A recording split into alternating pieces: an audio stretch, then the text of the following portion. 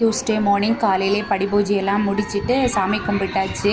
நேற்று ஃபுல்லாக சாமி சிலை க்ளீன் பண்ணுற வேலை இருந்துச்சு. அந்த வேலையெல்லாம் நேற்றே முடித்தாச்சு.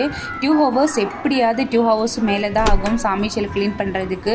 ஃபோட்டோஸ் எல்லாம் எடுத்து எல்லாமே தொடச்சி விட்டுட்டு சந்தன குங்குமம்லாம் வச்சு ஃபினிஷ் பண்ணி சூப்பராக வச்சுருந்தோம்.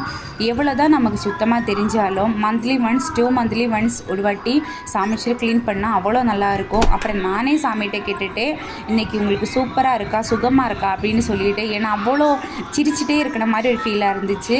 எப்படியோ காலையில் சமைச்சு சாமியெல்லாம் கும்பிட்டதுக்கப்புறம் தான் சமைக்க ஆரம்பித்தோம். சமைச்சு முடிச்சுட்டு பாப்பாவை களைப்பைக்க ஆரம்பித்தாச்சு. பாப்பா குட்டிக்கு நேற்றும் உடம்பு வலி தான், இன்றைக்கி உடம்பு வலி தான். போன வருஷம் ஃபுல்லாக வயிறு வலி சொல்லி முடிச்சிட்டா.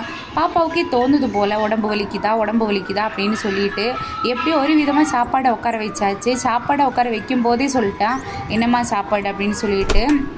சாம்பார் பீட்ரூட் பொரியலும் கொடுத்து விட்டுட்டே அப்படின்னு சொல்லியிருக்கேன். பீட்ரூட்டு இப்போ எனக்கு வேணாம், ஸ்கூல் நான் சாப்பிட்டுக்கிறேன், இப்போ வெறும் சாப்பாடு சாம்பார் ஊட்டி விடுமா அப்படின்னு சொல்லிட்டு எப்படியோ 2 வாய் ஊட்டி விட்டுட்டு ஸ்கூலுக்கு எப்படியோ கிளப்பி விட்டாச்சு. ஆரம்பிச்சுட்டே கிளம்பிட்டாங்க.